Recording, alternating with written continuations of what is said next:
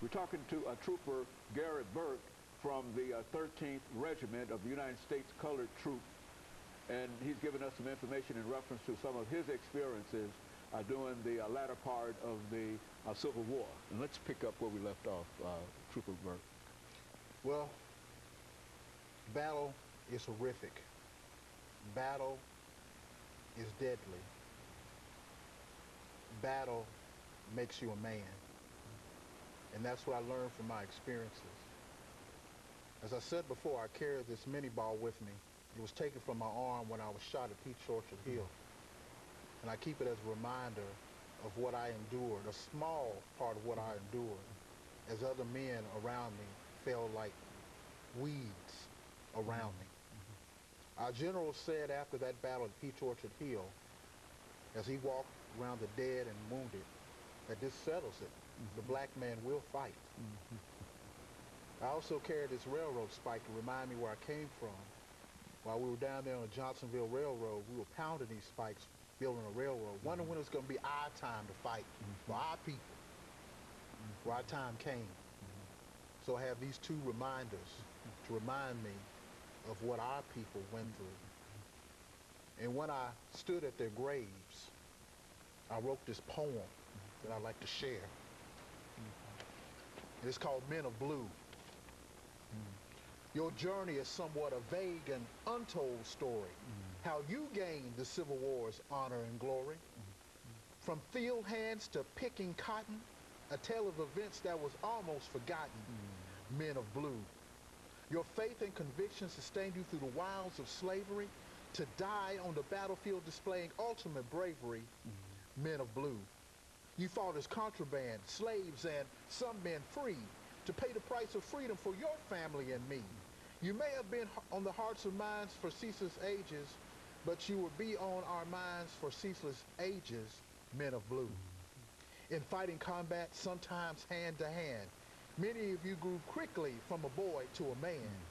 You often saw your enemies, even eye to eye. The lives that were lost makes my soul cry. As we honor those men before us, we unify as an awesome chorus, singing their songs of old, praying to the Father as our heavenly goal, men of blue. The battlefields are silent now, and the smoke is clear. Their heroism and honor will always be revered. They now lie in a formation to be viewed by a nation, a brigade of brothers through many generations, men of blue. We honor you in the footsteps that you trod, through the agony, bloodshed, and sod, for out of the bondage became a battalion of men. For while we pay homage to them over and over again, men of blue. The cannons are silent, rifles without a round. We stand before them on this hollow ground, to stand at attention at the foot of their graves, reflecting on the lives they willingly gave, men of blue. I wrote that for those men who fell before me, to pay tribute to them for their ultimate sacrifice. Now, you said the Battle of Nashville was a horrific event. Yes, why was that battle important to your troops? It gave us dignity.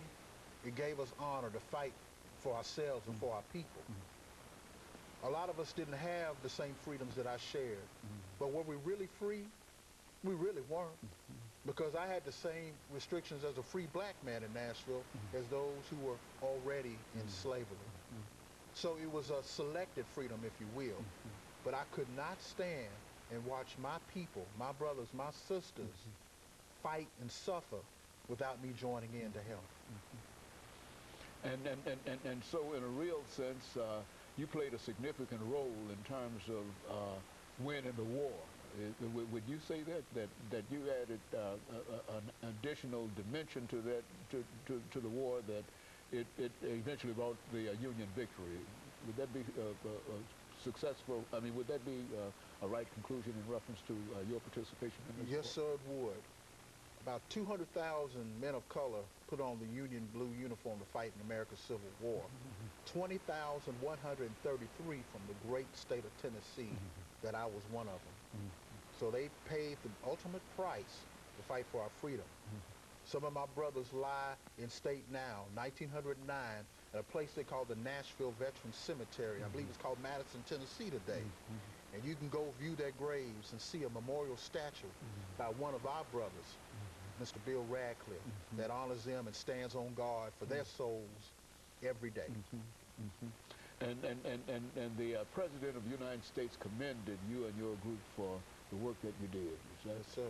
That is so correct. Even General Ulysses S. Grant even sent a cable to our general to say, a job well done. Did they specifically say the U.S. colored troops? No, but they said the Union Army, and we were a part of the Union Army, so that included us as well. And so how did most of the men